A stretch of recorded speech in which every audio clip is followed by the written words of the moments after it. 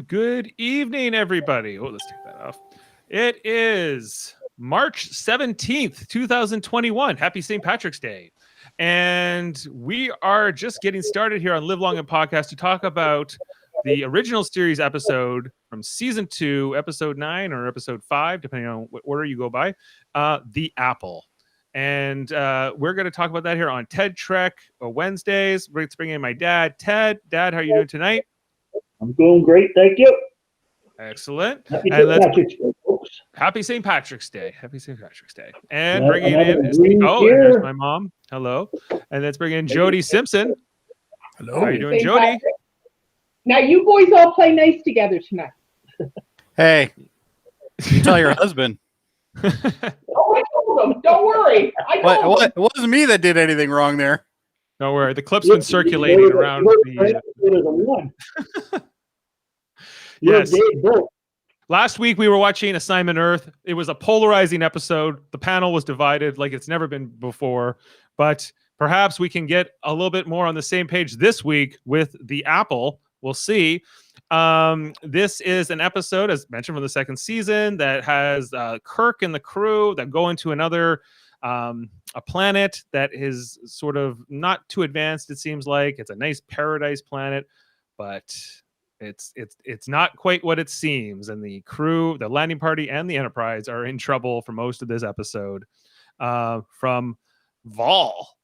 Their god on this planet. So we're going to break down this whole episode tonight. This episode is from 1967. It was written by Max Ehrlich, was directed by Joseph Pevney, with a teleplay by Max Elric and Gene L. Kuhn. Now, and first aired October 13th. So let's jump into this episode. Let's go to Jody first, because you're on the left here. Jody, The Apple. How is this for you as a Star Trek episode?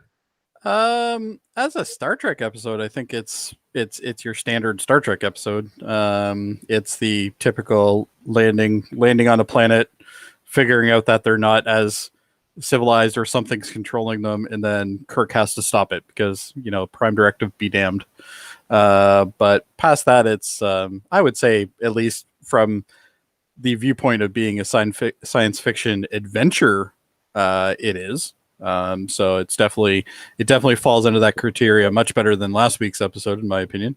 But overall, I can't say the quality of the episode is incredible, but it's certainly not the worst episode at all. But I think it's got some funny comedy in it. It's got pretty good action, actually. The action scenes in this one were much. There was quite a lot of them, actually, and a lot of deaths. And a lot of deaths. It pretty much checked off the entire checklist of original Star Trek for me.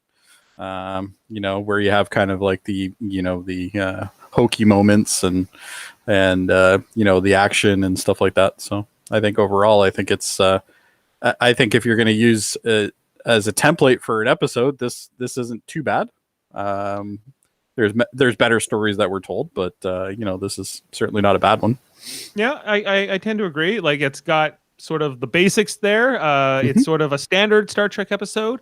And I think it's good. I think also in terms of where I'm watching this in the order, I feel like I've seen this plot maybe a little bit. Just like 3 other times. At least 3 other times where like there's a Revenge of the computer Archons is at a less probably the one that's closest. Civilized society thinks is their god, and they have to, and then Kirk's got to help them be freed of this. Yeah, is it Return to the Archons or Revenge of the Archons? I know we did the episode already.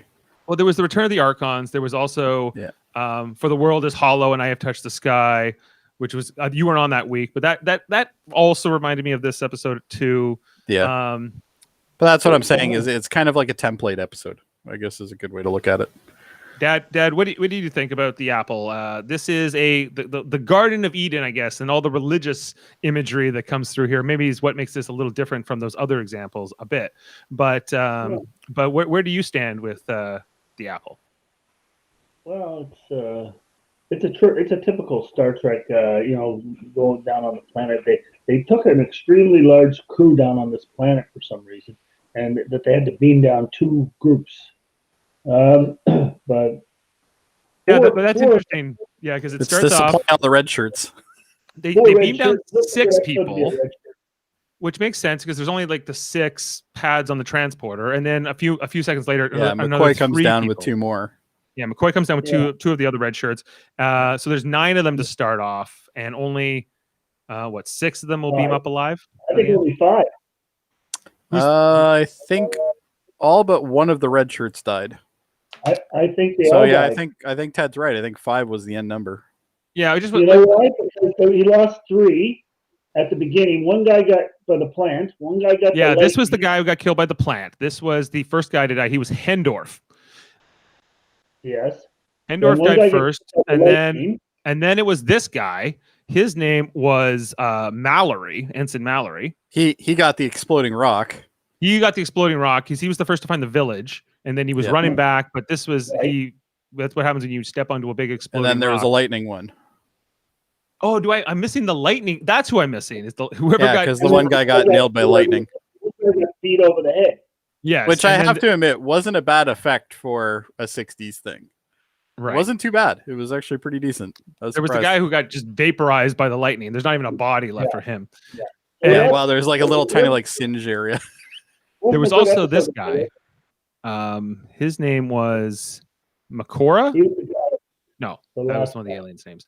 Move this camera over a bit. There we go. Yeah, I can't remember this guy's specific name. Off the top. of my head right Red now. shirt number 3. Red shirt number 3. He's the last to die. He's the one who gets the club over the head. And his Yeah, so that skull takes cracked. 3 of them down. So then there's the original plus red lightning. coat left, plus the actual named members, and Plus, this cute girl here. And Yeoman, what's her name? Yeoman Martha Landon, as played by Celeste Yarnall, who also was in another episode of Star Trek called sorry, what's it called? I know the name of it. I didn't know that. But by any other name. I kept wanting to say a rose, but it's the episode's called By Any Other Name, and it's where these other aliens show up and they're like, we're from the other galaxy and we're here to take over the Enterprise. And The only thing I didn't like about her was the fact that she's cuddling up with Chekhov, and it just doesn't seem right.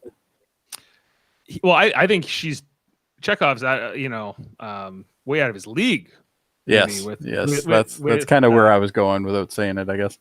But as Kirk said, we're not here to conduct an experiment in human biology. Yeah. Well, Unless Kirk's the one conducting the experiment. that's right. It's all about whether So- he can do it or not. Yeah. Because when Kirk's trying to get a girl, it's fine. But when his crewmen are distracted, he does not approve. Wouldn't shock me if there's a sticker on the outside hull of the Enterprise that says "Shaggin' Wagon."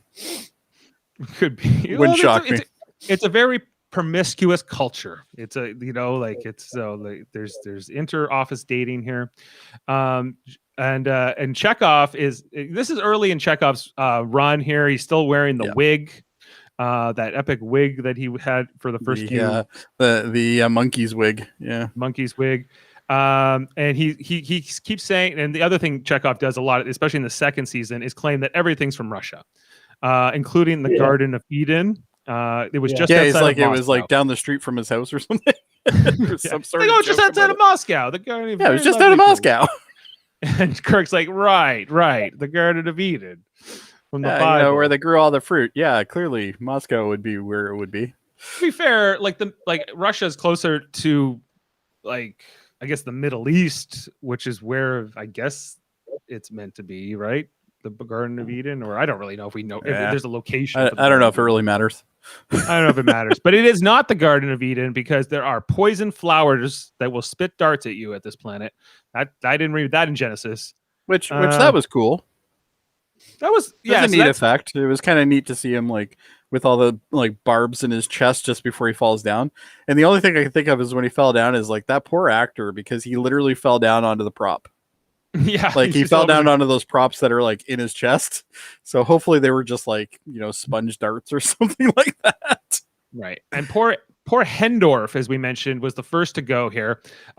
He had no idea what was going on. The rest of the crew kind of knew they were kind of in a tenuous situation, and probably felt some level of fear before death. But Hendorf was spared all that. He just got the flower needles. But Kirk is beating himself out throughout the episode because he thought that this was the sign. This is where he could have made a different decision. But Spock and McCoy do not agree with him. They really try to Well, they do the typical "it's not your fault, Kirk" line, right? It kind of happens a lot in the series, and sometimes it is, sometimes it isn't. But in reality, if you put them in harm's way, kind of is if you're the big guy, So I don't know. I don't think it really matters, but it's interesting anyway. Dad, what did you think? If you were Kirk, what should he have done? Could he have made any other decisions differently? Could he have saved any of his crew, or did he kind of go do it by the book? You think? No, I don't think he could have saved his crew. I mean, the first guy got, they think it's, the Garden of Eden, and all of a sudden this plant blows spores at them, and like poison darts, and kills one guy, and then the next guy gets blown out of the sky in a lightning storm, and then the next guy steps on a mine, like a rock that's a mine, and then the fourth guy got beat over the head. There's nothing he could have done with that. So.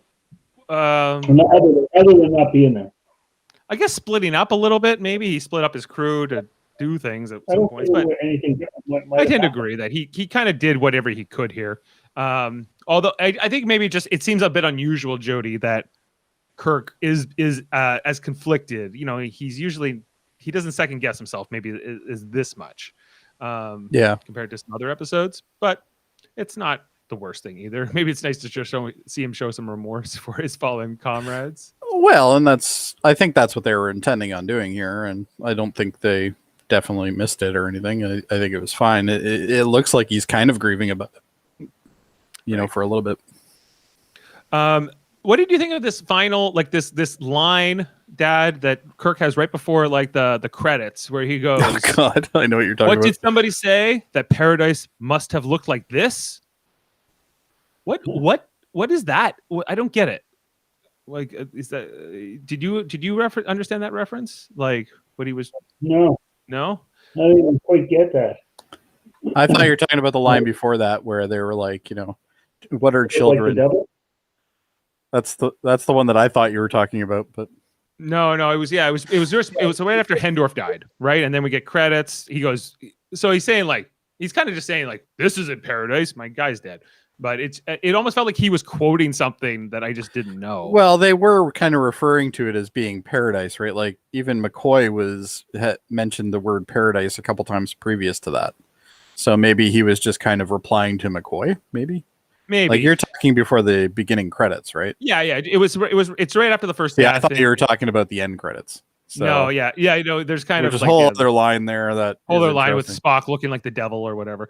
I will say though, there is a line in this that McCoy says that he's like, they say something like, "Oh, but there's no touching" or something like that, and then McCoy's like, "Well, so much for paradise." It's like, oh, good burn. It's like that was pretty sweet. I like to see a little bit more personality with McCoy. Like those episodes usually are a little bit more enjoyable, I think. There's some interesting ethical debates going on in this episode, especially between McCoy and Spock, which I want to get into. But before we get there, I just want to kind of talk about everything that sort of happened early here. Mm-hmm. So after the first death, after the credits, Scotty calls down and says, "I don't know what's going on, but our antimatter pods, which is what they use to make their warp drive work, they're going down. They're becoming weaker. I can't explain." Kirk's like, "Well, that's weird. Do whatever you can to fix it." This is when they realize they're being watched by somebody with amazing agility, right? Which we never got to really see that part of this guy, especially. But what are those animals that the lions eat? Gazelles. Yeah, gazelles. Yeah, like a gazelle. Yeah. Yeah, and it ends up being Akula, who's basically the head Valian. Is that what they're called? He's the one with the. Yeah, I think so. Yeah, he's the one with the antennae and everything else. Yeah, cool. Right, but we don't meet him right away. They keep trying to find him, but as we mentioned, Chekhov is busy with the yeoman. Which good for him that he's playing out of his league, but he's getting a little action. yeah, you know. Yotha, Martha, Landon. This was in response to them trying to bring some younger viewers into the show, maybe some sexiness, some make it a little bit more of a dating show, if you will, or have some soap opera aspects to it. Which, well, it's always assumed that he's like the youngest of the crew, right? So I kind of guess it makes sense that they would do that because, like, it's a young love kind of thing. Yeah, he's supposed to be the younger kid on the crew of the senior bridge officers. Although Walter Koenig is basically the same age as the rest of them. Yeah. He's not significantly younger than like George Takei or even William Shatner. Like I don't even think George Takei's in this episode from what I remember. He's not, but just in terms of the cast, like Walter Yeah, Koenig I know what is you're saying, playing though, yeah. older. He's actually older than his character is. Yeah. But that's okay. That's not uncommon though with acting. Yes. No, it's not uncommon. But this is where this is where he said, this is not an experiment in human biology. That's not what you're here for. And quite frankly, they're not, but that continues. Kirk, that's the only reason why he was there. Kirk's like, oh yeah, it's like Garden of Eden in here. Let's do it. The birds and the bees and all those things. Spock finds the piece of foam or whatever. It's supposed to be a rock. He's able to snap it in half. And then he's like, this should be interesting. He throws it. It ends up being a bomb or exploding rock. It's like dynamite. It's unstable. That was what they were actually feeding to the monster. That's that rock. Because I watched them what they fed that thing, and that's what it was. They feed it exploding rocks. Yeah. Well, there was some that was just feeding it like vegetables and stuff though, because there was people that were carrying that as well. Yeah, so it must be just a whole bunch of stuff they throw in. Rocks. Yeah. Right. Well, if you were a big paper mache lizard head with, it's supposed to be like representative of like the snake from the Garden of Eden. Okay, like I was like, I think that's really the whole play here, right? Obviously, they took a snake head and just put a little fin on it, but yeah, this is Vol. It's an interesting design, but I think it's fine. I like it. Dad, do you like the Vol? Yeah, I didn't mind it. Do you know that most Star Trek toys from the original series were based on this episode? Is that right? That I didn't know. Yeah, you can watch this thing on Netflix called "The Toys That Made Us," and there's a whole episode. Oh, that's a great series. Yeah, I haven't seen the Star Trek episode, but that is a cool series. There's a whole episode dedicated to Star Trek and how most Star Trek licensed toys and products from the original series were mostly lame. They were just other toys that just had a Star Trek sticker slapped on them. But in terms of what they actually made, they had like those dolls, the ones that actually have fabric and whatever. I can't remember. Yeah, like the older G.I. Joe dolls. Yeah, like the G.I. Joe style bigger dolls, ones, right? And the set you could buy was this. You could get Vol with a bunch of like the Valians, I guess. And there was a lot of questions like, why this episode? Why make toys from this episode amongst all the other season 2 episodes? Probably because they already had the molds that look similar to the Village People or something, and maybe this was adaptable, or they whatever reason. But just a little interesting fun fact before if Jeff you can't be wrecking them all. Yes. Just on this other moment here too. So they try to beam up. Well, no, sorry. Before that happened, Kirk was in danger of getting shot by the flower too. Right, and Spock sees this and says, "Jim, get out of the way!" And he throws Jim out of the way and takes the flower needles himself. They try to beam up, but it doesn't work. They realize the transporters are not working. And this is when the Enterprise realizes they're really in trouble with the tractor beam. At the same time, Spock eventually does come to because McCoy gives him a shot, and his Vulcan physiology somehow saved his life, but did not for the other guy. So, and Kirk kind of gives him a little bit of a attitude here. He's like, "Hey, just say, get out of the way. You don't need to take the needles from me." And he's like, "Well, I wasn't trying to do that. I was just trying to, be a good Kirk being a jackass to Spock. That's nothing new." Well, yeah, Spock got all those needles in his shirt, and he got blown in the back near the end of the episode. Yeah, he takes lightning in the back. Yeah, yet still, after that, at the end, his shirt was perfect. It didn't have any marks on it. In the no, front. I'm sure that's just Right a at the continuity end. thing. Yeah, right at the They end. probably Well, didn't the want to end- spend the money on another shirt. But at the end, he changed his shirt, didn't he? Like, because Yeah, that's no, at the end, when they're back on the ship, maybe. But his shirt was a perfect shirt, even when they were at the end when they went to. Well, take maybe out it's Ball. lightning that doesn't affect fabric. oh no, he had like the big black yeah, and his shirt was ripped open in the back. When he comes around, look closely when he comes around after that. Oh, I never even noticed that. So they did for the final shots. They didn't get him to do it or something. I remember the line where like McCoy says something like, you know, that must be smarts or something like that. I'm a smart, and he goes, your tendency for understatement. Yeah, you have a tendency to understate things or something like that. He says, yeah. That's what I liked about the episode, though. I thought that the dialogue was pretty campy, but it was fun dialogue. You know, like it was that to me is Star Trek. You know, this episode is a very template Star Trek episode for me, I think. Yes, in that way, I think it is. I think you can look at this and say this is very familiar. This has all of the traditionals. Even Scotty, when he calls down, he goes Scotty he calls himself Scotty, which he doesn't typically do when he's in these like situations commanding the Enterprise. He just say his name, Scott. But it was a bit different here. Well, and that's kind of what I got to when I'm talking about like the template thing, because you know if Scotty's staying on the ship's in trouble. Somewhere in this episode, the ship's going to be in trouble. So, you know, they have everybody down. All the main characters are down on this planet, and then you have Scotty up there. So you know for sure there's going to be a problem with the ship at one point or another. Hey, there's Jeff.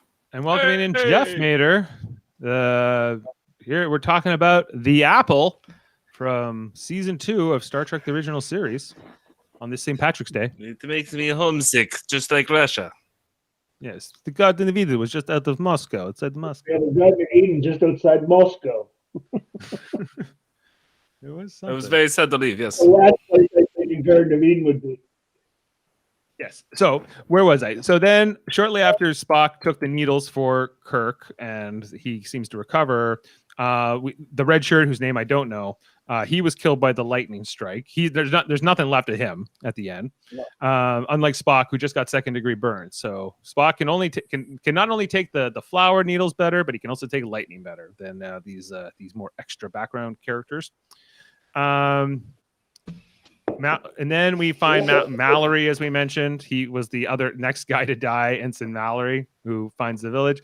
I thought he was going to get killed by the natives or something, but he ends up actually just dying from an exploding rock on the run back. And then I just read, this is a red shirt bloodbath. This has got to be one of the highest red shirt body counts of any one episode. I don't think it's the highest, but it's up there. There's four of them, right? Are done by the end? I think we did an episode a couple weeks ago, though, that had like 5 or 6 of them dead. Right. They weren't all red shirts, though, I don't think. But there was a good chunk of them anyway. But what I will say, though, is that the scene with them all fighting in like the village environment, even when like the yeoman's like flipping guys around and stuff, I thought that was great. That was a fun action scene. Yeah. But Well, they didn't know how to fight. they didn't even know what killing was. Well, like Yeoman, whatever her name is, the pretty blonde one, she literally flips a guy. Like she literally flips him. I'm like, oh, okay. Okay, but when they realize they're being after the Mallory dies, then they go, oh, we're still being watched. We need to do something about this because this is a problem. And so Spock and Chekhov have to create a distraction to so that Kirk and them can like come around the other way and get the jump on him. And I just love that he's like, Spock and Chekhov, make a diversion and make it loud. He goes, Mr. Chekhov, your tricorder reads are totally inefficient. He goes, mind your own business, sir. For your own information, I have very high efficiency rating. Ensign, I will not have you address me in that tone of voice. Oh, yeah. And then he goes, what do you want? Violins? Yeah, what do you want? Violins? Violins? That's what I thought was funny about this episode. Like it's got some comedy in it. It's got some action in it. I thought it was just a nice rounded episode, even though the story is probably the weakest part of the whole episode. But I thought it was a good episode. I find the Valians like probably to be the toughest part because they're just so wide-eyed innocent. Yeah, but you know what? I'll take these guys over those space hippies any day. No yeah, fair question. enough. Yeah. But then that's when we finally get to meet our friend here, who's like the voice of Vol, and his name is Akula. Let's just bring him up here on screen quickly. This was Akula, who's like, "Oh my god, you punched me." Yeah, the whole him like crying like right after he gets like slapped or whatever from Kirk was kind of like, okay. Well, I think it's meant to disarm us into thinking he's not hostile or he's sort of naive and innocent. Yes, and yeah, whatever. yeah. But they relatively get off to a good start here with Akula. He's the voice of Eyes of Vol, and Vol. And you go, "What's Vol?" He goes, "Vol is Vol." He's the only one with these antennae. They do a big close up here about these like little metal antennae here, and I'll just, if you can't see them, I'll just go big here just so you can see it. Yeah, they were like kind of mounted behind his ears. I suppose if you were looking at this on like a black and white TV, you might miss that. I still think it's fine. I'm just it's saying, not like it was obviously terrible. Like it was didn't say anything part of the close to costume. that, Jody. I just saying that they did a close up. So it's I think it's fine. It is fine. I wasn't just because I comment on it doesn't mean I'm criticizing it. No, I thought you were criticizing it. You think everything's a criticism? No, not everything. Those flowers behind him might be dangerous, though. Huh? Those flowers behind him might be dangerous. Be careful about them. Well, they are dangerous. Actually, that brings up a good point because there's a point after the scene with the darts. Like it was like as they get just before they go into like the hut that they give them to hang out in. There's a part where like Kirk is actually looking at a flower, and I'm like, dude, you just saw somebody get killed by one of these things. Why are you looking at this thing? Like you never know, it could be killing you too. Like maybe every flower on this thing wants to kill you.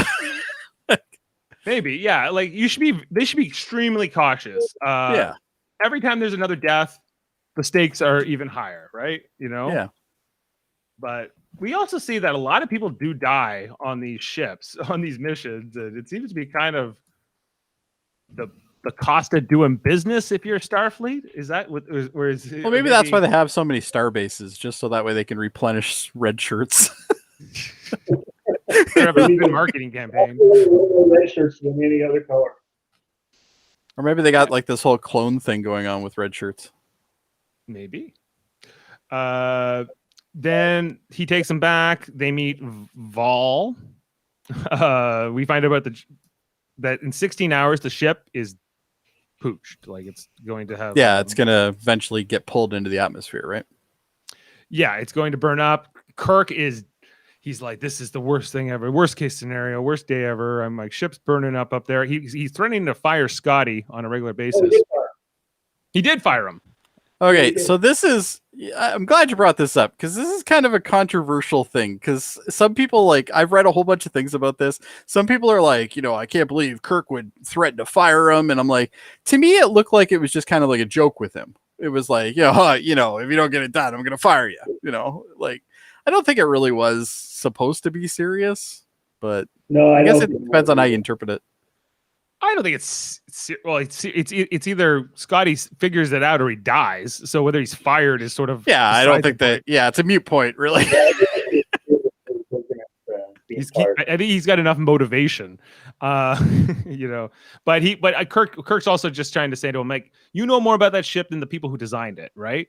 Which it's a nice compliment, but he's also like, but you're it. If you can't fix this for me, then there's nothing. But Scotty ultimately doesn't fix it. It's ultimately Kirk who has to do it from the planet. Well, they kind of do it because they have to fire the phasers at Vol to get the energy down so that it would fall out, which was the other thing I couldn't figure out, because if the ship used all of its energy trying to escape this tractor beam and was trying to get out of the planet, but he's like, hey, do you still got phaser power? He's like, yeah, but we still got fire. I can explain that. Okay. There's actually a scene in the first movie where they talk about the retrofit and they say now the phasers run off of, instead of running off of batteries, they run off of the warp cells. So previous iterations of the ship, which obviously would be this one, they have a battery pack for the phasers. It's separate. So that actually is totally canon. It makes perfect sense. I never realized that the phaser power. No, and you know what? When I actually thought, when I was watching that, I'm like, oh yeah, okay, yeah, it makes perfect sense. Yeah. So yeah, that actually is legit. Makes sense. At least it. he did. I guess so. I guess Scotty just didn't redirect that power to the other job. Now, I guess the main question would be why couldn't they just take the batteries and hook them up to the engines and try to get more impulse power from that too? But we wouldn't have a 50-minute episode then, right? True. But yeah, I'm glad I can actually explain that. No, I'm glad you understood that because I didn't. I was like, I totally got it first time, and I'm like, I can't believe I know this. I don't know why I know this, but I know it. Okay, so that makes sense. We see and then I just wrote here Vol. He's like Landrew. He's like that thing that lived in whatever. The paper mache snakehead. We thought that was fine. They also this whole idea that they didn't know what children were. The Valians. They were like, children love you use strange words. Ha ha ha. Yeah, and we never really did figure out how they procreate, do we? Like, well, they said they didn't need them. Yeah, so let's just bring in a photo here of some of the Valians. This is one of the young. Well, we think she's young, but they said that she could be like 20,000 years old, maybe. There would be no way to know. But like they do raise this question of like, how do they reproduce? Because he's like, well, what happens if one of them steps onto a exploding rock, for instance, or falls off a cliff?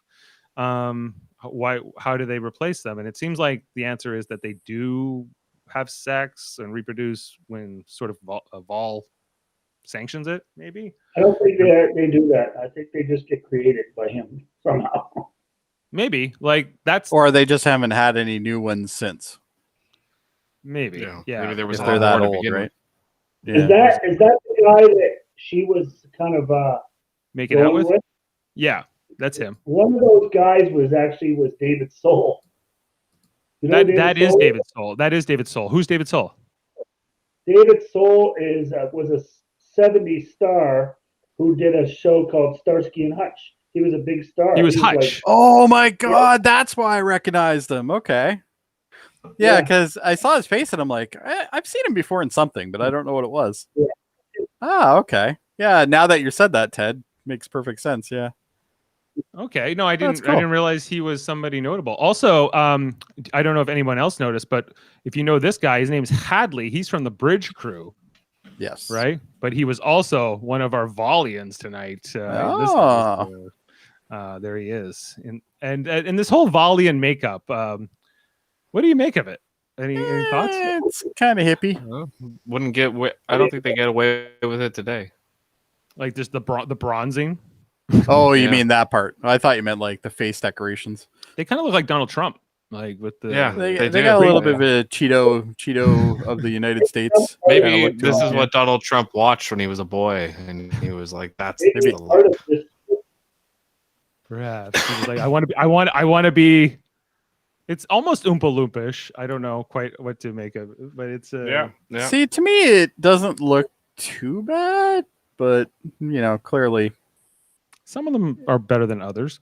Yeah. And they also have like these symbols painted on their face, which I couldn't figure out if that was meant to. I think that was meant to be decorative, like they drew those, right? Yeah, I think they're just tribal meaning things or something.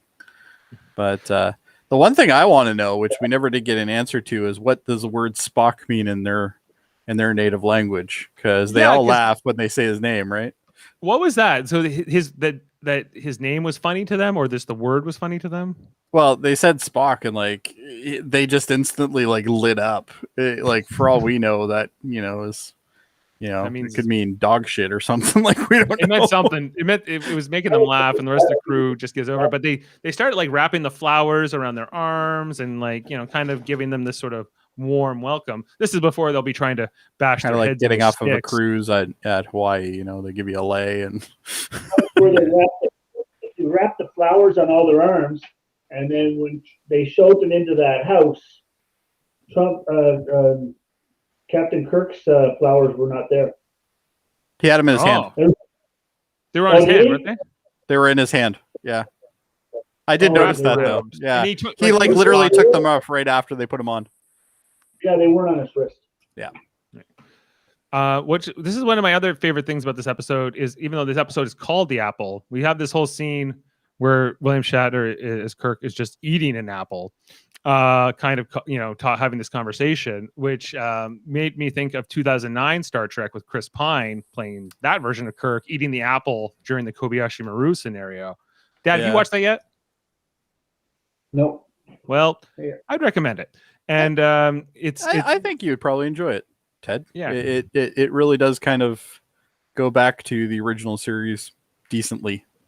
They've changed some stuff, but it's got a modern action and those kinds of things. I will say Chris Pine did a great job of emulating Kirk for sure. And there's just something about a character eating an apple during a scene or any kind of thing. It just gives a cockiness. It's just a snotty kind of thing. Yeah. No matter what. Yeah, you're a dick. You're a dick if you're eating an apple. But it works so well to Kirk's character, I think, just in this scene. Even though he's not being like he is in that Kobayashi Maru scene exactly, but there is a certain air to him where this is the whole scene where they have to explain the birds and the bees to the young lady, to the young yeoman, about what's going on here. Like she's old enough to serve on a starship. She must know how this works. Like she can do like some interesting hand-to-hand combat. Yeah, like she clearly knows what sex is. Like, come on. Like she's gotta. I don't know. She at doesn't this know point. yet. Like, what do they do? Like, get them when they're 12 or something? Like if you think I think she's 12, I think you're wrong. I think this is for the audience's benefit, not for the I'm gonna say, yeah. But I think this is one of those episodes I think of Star Trek that is, in a way, it's kind of kid friendly because it's got everything that a little kid would like to see. It's got like a little bit of, throwing around people and, some science and got some heroes, people dying and Star Trek's. To me, this is Star Trek's version of like Sunday school. It's like a Star Trek Sunday school like fable, that they're telling. Like an after school special kind of thing. Well, it's just the religious things about it. Like it feels very much like they reference Genesis. They talk about Adam, like the Garden of Eden, all of that. Jeff's quite right in that it feels a bit more religious, like than it's like the writers of Star Trek, especially like Gene Roddenberry, big atheist, was always trying to put episodes like this in to kind of say people who worship gods and things like that could just be worshiping all kinds of ridiculous things. So it's kind of pointing a finger at that a little bit. Yeah, but that was typical Roddenberry, right? Like Roddenberry was what I would like. I consider myself an atheist as well, but I certainly don't run around and tell people that they can't. He was very extreme, from what I understand. So he was almost radical when it came to it. If you consider this radical, which I think some at the time to remember, because you got to remember like the culture he grew up in and how different it is today. I'm not judging. I'm just saying to get their message out is to be more radical, right? Yeah. Back in the 60s. Right. What was that, Ted? Back in the 60s. Wow. But even when we were growing up, religion and all this and what you could say about it on TV. Well, even, I grew up early 80s, and early 80s for me, like I remember there being a lot of religious stuff on TV, and I also remember a lot of stuff where that was trying to cancel religion. So it's, I think every decade has that problem. I don't think it's not a new problem at all. Sunday morning in the 70s, pretty much every station had a religious programming on Sunday morning. Every one of them. Yeah. Right. It was just more.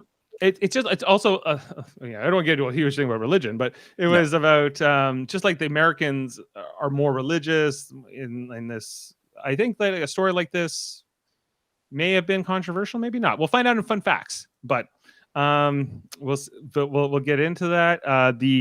We're kind of near the ending of the story, right? Because the next thing is that Akula gets a call from Vol. We don't hear Vol's voice, but we presume that Vol tells Akula, get all the guys together, and you're gonna get big sticks, and you're gonna smash in their heads like grapefruits. And they're like, "What? We don't know how to do that." He's like, "It's easy. You just grab the stick and boom." And you just grab the stick, you bit them. It's fine.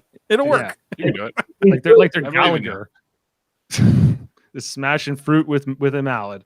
And that poor red shirt man, he gets it. He never even sees it coming. Like I forgot about that one actually. Yeah, and So then there's and actually then 4 deaths then. there's 4 deaths. Yeah, Yeah. the Fort Richard, and then there's this fight like we've been talking about. That was kind of the exciting part, especially with Yeoman, the Yeoman doing the flip on. Oh him yeah, and she everything. does like a full-on like wrist flip with a guy. Right now they have sticks. Like the natives there, they have sticks, but the crew all have phasers. So with the exception of like one guy who No one used it. they never use them ever. Well, I think it's also, if you look at the circumstances as well, it's kind of like, Oh, dude, you missed that fighting best a part. fly. She does a nice kick. yeah, there's She does a kick a there too, bit- yeah. There's a beautiful kick after she does the flip. That's even better. Yeah, oh yeah, she's the star of that fight for sure. I don't even remember what anybody else was doing. I only remember what she was doing. Well, she's like, I'm mixed on her character, but she does some impressive things in the episode and seems to have agency, which is always good to see. Yeah. Well, the original series doesn't really have, other than Uhura, a strong female character. I mean, really. I mean, they don't have. Chapel. Yeah, like Nurse Chapel's probably the most reoccurring, but she's not coming. She Like never on does Nurse anything. Chapel, yeah, Nurse Chapel's not flipping a guy and kicking a guy in the face. That's not happening. Uhura would. Uhura could, yes, but there's only one. You know what I mean? And or she does the fan dance. One of the two. I think the other Star Trek shows had more badass women. Oh yeah, I would agree. Yeah, there's a little, but there's like tonight's episode is kind of an but again, that's also the nature of the the time frame that this was made in. Back in the 60s, yes, of course. I didn't say that. I'm just saying it was the nature of the time period. Right. It's what we say every week, but yeah, it was. I thought it was good, and then the fight. They go to Vol. They realize they can't get by this, and this is where they like. This is my recollection of it because it was like, Scotty, fire the phasers down here, and we'll weaken the system. So they use it through logic, through reason. They solve the problem of how to kind of get around Vol holding the ship, and also causing them not to be able to like leave this place at all. And I thought it was a pretty good solution to the end of the episode. Did anyone else feel the same? No, I thought. Yeah. The last 10 minutes, I think, is a bit rushed. I think the final finale part, I think, is a bit rushed, but it's pretty common for Star Trek anyway to do that. But the ending, not so much this scene with Kirk and Spock and McCoy in the very, very end of it, where they say, "Who looks like the devil?" and then they all laugh. That's not really. I think that's kind of whatever. But I think that the scene before it, where Kirk's talking to the Volians, he's like, "Guess what? Vol's gone. We defeated Vol, and guess what? You're going to be happy now. You're going to be so happy.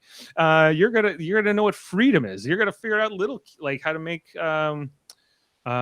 like children and whatever." And Spock is raising some interesting ethical things throughout, even before this. He's saying like, this seems to be working for them. They have harmony, they have peace, they have and Kirk and McCoy are like, no, this is a stagnant society, similar to what they thought about the Badens in the Return of the Archons. No, they're not living. They're being controlled by a computer. That's not that. There are certain Spock's like, hey, well, and that's the standard Star Trek trope when it comes to Kirk, right?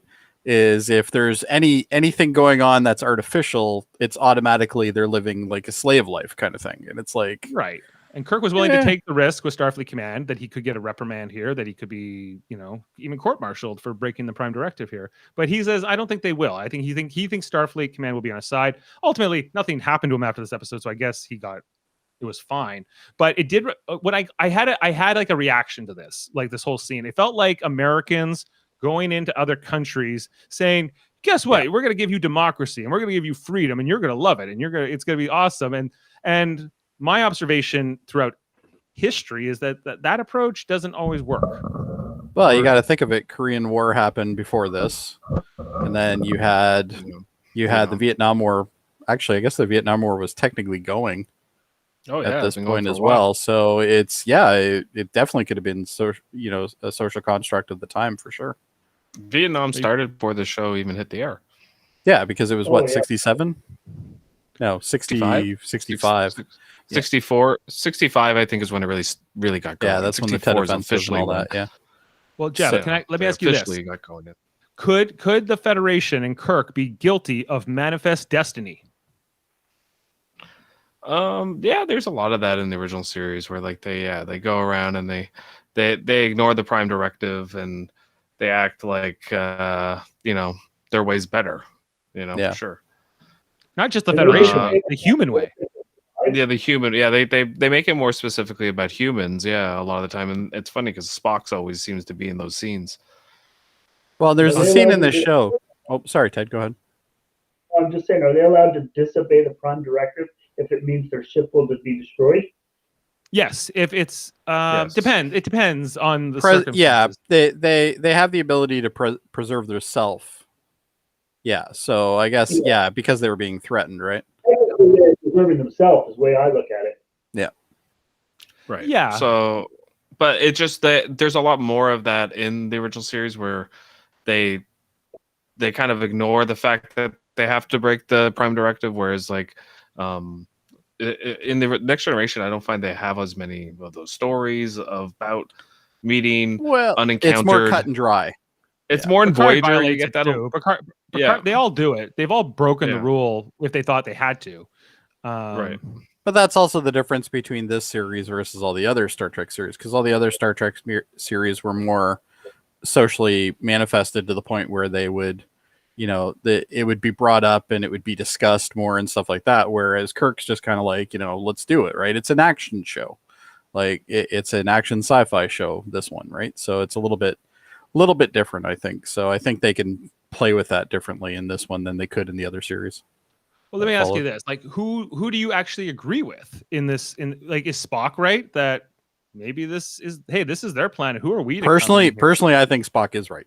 In this I agree with Spock as well. Yes, and that's the thing. A lot of the times I find with Spock is usually right, but Kirk is like the wild gunslinger. He wants to save a girl, or he wants to, there's something there's some antagonist he has to defeat. Well, yeah, and the thing with the original series is that also there was a lot more exploration without consequence, whereas there was more consequence in the shows that followed. But obviously being a non-serialized show, it's a show that essentially. Wow, I don't even know what that comment was that just came up. But anyway,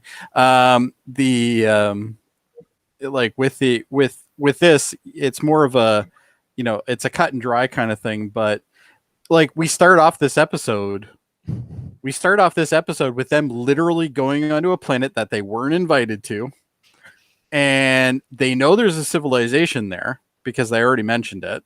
Mm-hmm. So they know there's something there. So therefore, they're treading on someone else's land automatically. So they're already in the wrong. Yeah. So that's why I think Spock's case makes more sense than Kirk's, right? I get that they had to save their lives, and they weren't being threatened until just after they landed, right? So it's like their ship wasn't stuck, at the beginning, and that's why they beamed down. They beamed down for fun, and then they're like, "Oh, we're in paradise, yay!" So Mm-hmm. I would agree with Spock in this scenario. I think. Dad, any thoughts? No, I think he's right. Yep. Okay. And that's kind of and then there's the final scene with this. Is there anybody who looks like the devil, Spock? Ha ha ha. Did everyone laugh? No. I didn't really laugh. I thought it was entertaining, I guess, but I didn't, I thought Kirk laugh out loud or anything. The only thing I laughed out about, and I will be honest, I did laugh out, was McCoy's line with the whole, "Oh well, so much for paradise." Yeah. when they're told they're not allowed to touch anybody. Yeah, not allowed to touch, not allowed to reproduce. He's like, "Oh, what's the point?" Yeah, comment here. It says there are multiple original series episodes with the computer rules civilization plots. Absolutely Agree. 100%. The computer is actually This just is like some the fifth god. at one least we've 4 done. or 5 of them. We've covered a couple of them already. Yeah, So it's and a it's very more. cookie cutter template for this one. I'm surprised it wasn't Kirk talking the thing to death. Like he does almost all the time. He doesn't talk it. He tries to talk it to death, but it doesn't want to talk to him. So he Right. just he outsmarts it. So it's kind of it's another way of getting the same kind of thing. No Yeah. machine can stand up to. No, man's Kirk is reason. the destroyer of machines, especially Yes. ones that control civilizations. Yeah, like the episode after this was the Doomsday Machine, another machine. he Oh well, there you go. defeated. So, Perfect example. yeah, Yeah. he takes them all down. Watch Yeah. out of your computer. And that's the episode. Jeff, tell us Yeah. what we don't Is know. it that time? Is it double F? It's time for fun facts. Or Time double for F, sorry. some double F with Jeff. Okay. Walter Koenig seems to have discarded the wig he used in early episodes, since his own hair was now long enough and it was not necessary for him to wear it anymore. This is the first episode where he took it off. This, yes, I thought he still had the wig. I thought that's what my comment was earlier. But you're saying that's his hair? That's his hair. Spock's lightning burned shirt was auctioned off at a science fiction convention in 1967, the same year filming wrapped. Ted, you missed it. It's in private hands now. You could have had it. I didn't know. You were 9 years old. Should have been on it. What can you do? Chekhov's first name Chekhov's first name Pavel is established in this episode when his love interest Yeoman Landon calls him Pav. Yeah, Pav. I did catch that. Pav. Yeah. Hey, Pav. Anyone else calls him? She's Pav. totally out of his league, though. What's going on? Yeah, She she was was- like, kind of like She was that one from By Any Other Name, Jeff, like the one that works for Hanar or whatever. okay. Comment here too. This is that episode- Control and Discovery started ruling a civilization as a god and then falling into strange new worlds. I would burst out laughing. I don't need to ever see Control come back. I hope they don't chase that in Strange New Worlds. I'm just gonna say that. Yeah, you've made that very clear on previous. I'm done with that plot line. The season 2 of Discovery can. I unfortunately skipped season 2, and actually, I guess it sounds more fortunate that I did, but Yeah. I did. Okay.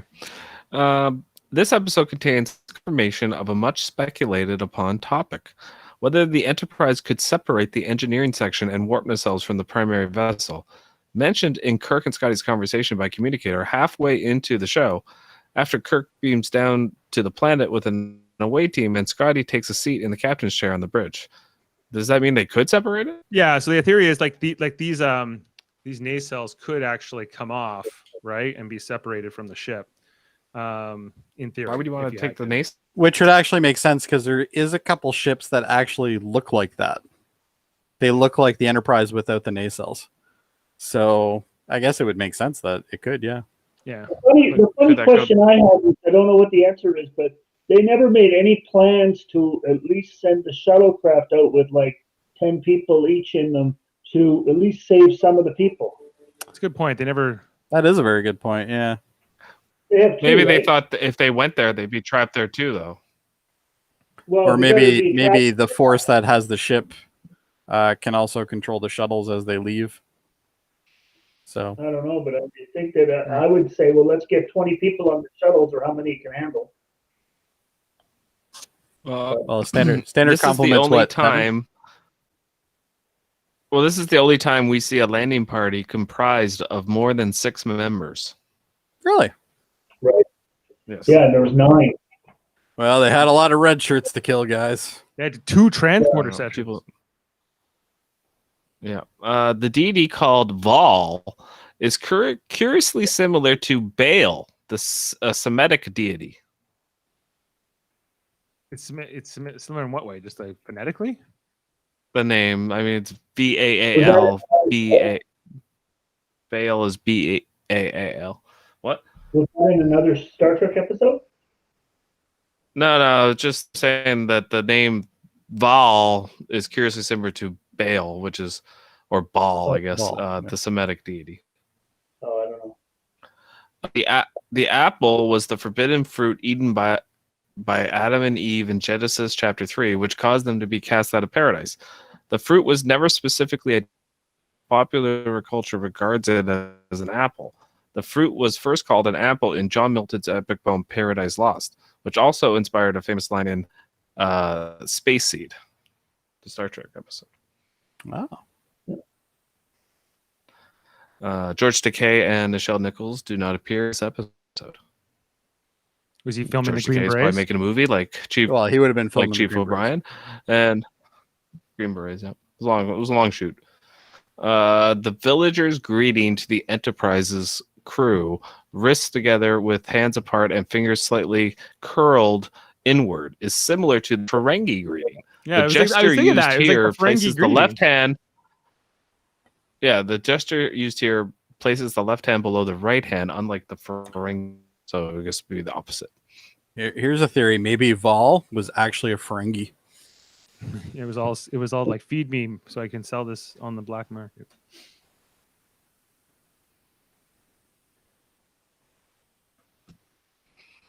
Okay. There was some awkward. In addition silence there. to Lieutenant, well, it was I froze for a second. Oh, did you? Okay. In addition to Lieutenant Hadley, Bill Blackburn also appeared as one of the natives, as Dave mentioned earlier. Dave's just ruining some of the FF. Makora, Well, yeah, he was all over it. David Soul, who played Makora, would go on to play Detective Kenneth Hutchison in Starsky and Hutch, as well as author Ted said. Ben Mears in Salem's Lot. David Soul? So that was another one he ruined, Jody. This takes place in 2267. 3 years earlier, James Doohan and Andes also had appeared together in The Outer Limits Expanding Human, along with Skip Homier, and Skip Homier would go on to play Melicon in Star Trek Patterns of Force, and as Severin in The Way to Eden. The latter also has a Genesis theme storyline, as Severin leads a group of space hippies in search of Eden. So, connection. About 2/3 of the... You said Hadley, right? Or Lieutenant Lieutenant Hadley, yeah. Hadley. Yeah, that's what. Not Halsey. Yeah. About 2/3 of the way through, during exposition in a cave, Kirk is shown eating an apple. Again, Dave ruined that one too. 3 years earlier, James Doohan and Keith Andes had appeared to... Oh, no, sorry, I already did one. Not unique to this episode, but worth noting. Using the failed beam up sequence as a reference, when several people beam up, they'll arrange themselves to stand approximately where the transporter pad that will receive them will be. An exception for the unconscious Mr. Spock. Notice how Kirk, Chekhov, and Yeoman Landon and Kaplan stand in a somewhat circular formation. Right. Okay, and I wonder got 3 more. 3 more. 4 red shirts dead in this episode. Spock's appearance as Joker. It doesn't say that. I don't think it is. Spock. I think we actually did have that in a different episode. Oh, no, that was the one where they were down in the caves with the Horta, right? That was with the acid rock thing. With the lava monster that killed the most red shirts, I think. If anything. Yeah, I think that's the most red shirt kills. Yeah. Right. Spock's appearance is jokingly compared to Satan in the final scene. This resemblance caused discomfort to would-be advertisers when Star Trek was first being marketed. And finally, they're like that down in the Bible Belt. They won't be like no devil the script character for this on installment TV. called. No, I mean, yeah, they're ripping Beatle albums at the same time because the Beatles were bigger than Jesus. Everything was Satan. Anyway, yeah. Originally, the script for this installment called for Vol's stone dinosaur head to be destroyed by Enterprise's phasers. The props department had put in a lot of work creating it with paper mache and refused to allow its destruction. And that's double FHF. They're like, you are not tearing that down. That is a masterpiece. It's not that nice. I mean, really. Oh, come on, guys. I think you're being a little hard on it. That's the perfect thing to destroy. If you own that today, it's probably worth $20,000. Do you think it still exists somewhere? It's probably sitting in someone's office somewhere. Yeah, it's probably in someone's garage. Yeah. Did you notice when Kirk, in this episode, I never saw him do it before. He called the crew together on the planet. He said some kind of a different thing than he ever said before. Tactical alert. alert. Get everybody together. Tactical alert or something. Yeah. Yeah, he said something. Dave, do you know what it is? I think he just says like security alert or tactical alert or something like that. Oh, and they all just kind of know what to do. He called everybody together like he used a terminology that he's never used before. I forget what it was. I thought that's what it was, but it was something like that. Yeah. They must have some sort of callback that says, "Oh, everybody, get back to this spot." Yeah, it was something that it referenced that, but it was not that. It was something else. Yeah, Let's see if I can find out. that was a bonus fun fact. Is that it, Jeff? You got any more? That's it. Yeah. All right. So let's bring in our ratings. And bring this. He in. said all hands. All hands. He goes all hands, and everybody started running toward him. all hands. Has he used that before?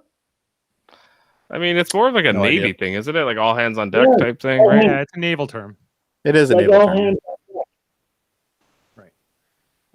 It's used in Star Trek sometimes, but I don't remember Kirk used it so much. But hey, let's talk about the Apple. So we already have our rating from Adam, who said he liked this episode, who couldn't make it tonight. We're missing you, Adam, and so he gave it an 8.5. So that's setting the tone. We'll go to Dad first. 8.2. 0.2. I'm gonna give this a 7.5. Jeff. That was the same 7.5. Okay. I'm and- thinking more 7. Okay. And that averages at a 7.7 amongst the 5 scores. Pretty good. That's above average for not only overall, but well, it's actually right in line with the average for season 2. But yeah, that's this week here, and that's where the Apple ranks. So I don't think that's a top 10 episode. I think you have to be at least in the 8s to be a top 10, but it's worthy. Now we have to figure out where we're going next. Everything you see in yellow is available. What's So, one? all these in yellow are we have not watched. Oh, okay. We're looking at more season 2 episodes here, but let's look up at season 1. And I'll just scroll through. And This week. I don't know. Charlie X, maybe? Charlie X has been considered. What else we got? We have to watch them all at some point. You can see here there's a ton of season 3 episodes we haven't done. More than I think any of the other Well, maybe we should do a season 3 then. because we've only done probably fewer. It looks like The Lights of Zatar. What's that one? the lights. Yeah, the lights. The Lights of Zatar. Is that the one we would like to I go don't to even next? remember that one, so I say we do it. Why not? Let's go there. I don't know what that is, but That's from 3rd season, right? it's from 3rd season. We're going to find out what that is. The Lights of Zatar. Actually, we just got a Comment. comment about it. Yeah. Oh God, the one with the creepy predatory teenager. Wait, no, Sounds isn't great. I'm that isn't that Miri? We already watched Miri. It's a We already did Miri. Hero. It's a favorite here on Live Long and Podcast. You know what? We almost went through a whole episode without saying Miri. Yeah, but well, it came up. It came up. And it came Adam- up. Adam wasn't even here to enjoy it. Okay, so the Lights of Zatar. I don't remember this episode. It reminds me of like the Men in Lights Black of 2. Zatar hurts my eyes. You know, but they watch some sort of video in Men in Black 2, and it's like the Lights of Zotar or something. Yeah, like that's that. what it makes Just me like- it reminds me of exactly, Jeff. Yeah, like the Men in Black Maybe 2. just from them. Yeah. Well, They probably did. They probably. It might not. I know Men in Black was a comic book in the '60s as well, was it not? It was a comic was. book, but I don't Not think it the went 60s, though. that far back. Oh, is it the '70s? I think it was made in the 90s. 90s or 80s. I think it was really? like early 90s. Oh, I thought it was older than that. I don't think so, but again, who knows? Again, we'd have to fact check it. But hey, let's I think we can close the book on the Apple, the holy We can. book of the Apple, this book of Genesis, and we can Also move known on as the to- Bible. We can move on to the Lights of Zatar next week on Wednesday. And we're just going to plug our other shows quickly. On Tuesdays, we do Deep Space Nine rewatches. Jeff, we're watching season 3. We just did Second Skin Right. last week. Yeah, Abandoned next week. And we're going to Abandoned next week. Yeah, it's a Jem'Hadar orphan. Get used to it. Yeah, it's going to happen. That's one way to sell it. Check it Yeah. out. We watch a new episode of Deep Space Nine in order every week. Here on Wednesdays, original series, all out of order. We watch them in just random orders and until they're all done. So check that out every Wednesday night. We also have a back catalog of Star Trek Discovery podcast, Star Trek Lower Decks, Star Trek. What's the other ones? Picard, and all the movies we've done, and we've done other podcasts on all kinds of things. So check all that out. We also have a network of. We also have Star Trek Radio Theater, which we do on the weekends. And this Friday night, we're going to be doing Star Trek's Deep Space Nine Statistical Probabilities. With Kevin in the role of Dr. Julian Bashir. Jeff's going to be playing Jack, the human augment who isn't not quite socially adjusted. I don't know if you know this one, Jody, but this is going to be fun. I'm sorry. Statistical probabilities. This is the one where you got the advanced people that Bashir is working with that they project that the Dominion's going to win the war, so they should surrender. Okay, yeah. Yeah, they think they should surrender, and it's going to be an interesting voice episode for sure. It will be an interesting one to do. We're looking forward to that. We also have a special guest star, Alex Blackburn, coming to us from Scotland for this one. So awesome. Looking We've gone international. We've gone Are you international. giving him a Scottish role? No, he's not in the Scotty role. He's playing Damar. Hey, there is only one Scotty. You should be doing Scotty the next time you do a. Well, yeah, if we do original series, I think he probably does need a crack at Scotty, but because who can? But then it will be like nobody can touch him after that because he'll be like this guy. By the way, I just looked it up. Men in Black comic, 1990 is when it started. Yeah. I looked it up too. And the comment here too was, we got a few comments. A very blatant allegory for autistic people in the statistical probabilities, Jeff. We also have Section 31 is a blatant Men in Black ripoff. So lots to unpack here. Right. So it's all connected, is what he's saying. It's all connected. Or she. I don't know. I can't really understand what this name is. Yeah, this username is it's gone past me. I can't say it. I like the comments. They're interesting. I love the interaction. I just very thankful. It looks like somebody just like smashed their keyboard down when they made a name. Perhaps the username they wanted wasn't available. What's that, Dad? I got one thing for you before we close.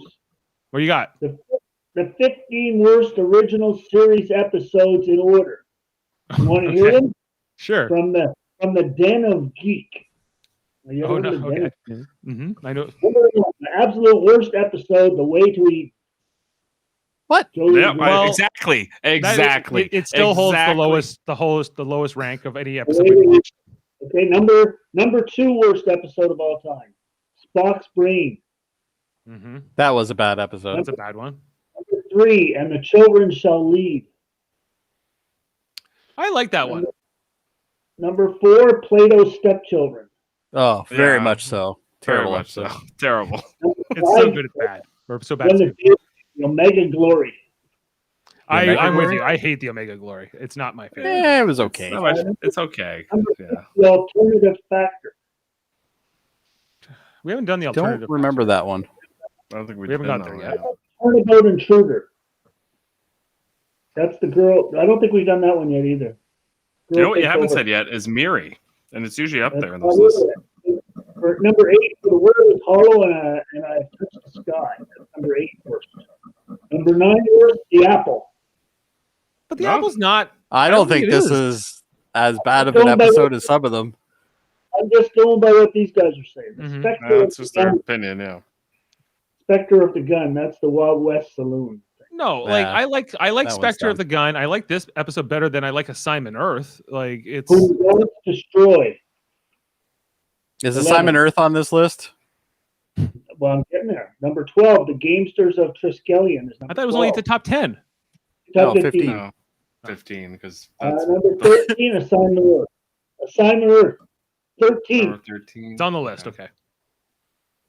Rightfully so. I stand by that. Yeah, but you're bad. spurring it a little off. The Mark of Gideon. You and Dave, we have watched that one. And I've made a special rule in Ted Trek is that Jody and Dave have the right to go back and adjust their scoring on last week's episode. We have the right. We have the right. What did I give last week's episode? You gave it a 2-something, I believe. Nope, still accurate. I'm good with that. I'll give you a pity point for it if you want. If you like it. You just proved my point. It's on a damn list. It's on the list, but I'll upgrade my ranking to a 2. from a It's- one. That's The waiting is the worst episode.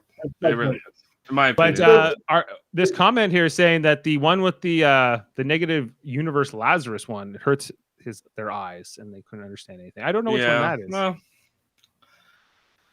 I don't Oh, yeah, that remember one, it, yeah, but yeah. I don't remember a lot of them. So That might be the light. That's been this journey we've been on. Mary's not the worst episode. It's just it's terrible. Maybe it's not the it's just hard to destination that watch. matters. It's hard, It's hard to to watch. watch. Yeah. LA Harry Kim. Okay, and lastly, we have another channel called Super Mater Brothers Podcasting that was started by Jeff and I. Tonight we are doing Big Brother Canada. If you're in Canada, you can watch it on Global. We're on 3 times a week, Monday, Wednesday, and Thursday, covering every episode of that show. Check that out if you are a Big Brother fan. And even if you're not, check it out. We're on those nights. We also did like an MCU deep dive on Friday. Jaemeel, Ashley, and I talked WandaVision season, like whatever. It might only be one season, but we're starting to do MCU podcasts. So check out that stuff. And also Trivial Debates, our monthly show where we argue about movies, TV, sports, music, and more. All right. The Alternative Factor is the episode you guys are thinking about. That would We be haven't watched that Alternative one. factor. Yeah, I don't that's the think episode of the Lazarus that he was talking about that hurts his eyes. Ah, there you go. Okay, well, we'll get Well, there. stay tuned. We'll eventually get there. All right. Okay. Well, thanks everybody. Thanks in the comments for the comments and for watching the show. Thanks, Dad. Thanks, Jody. Thanks, Jeff and Adam. We're missing you. We'll see you for the next one. And until then, live long in podcast, everyone, and have a great night.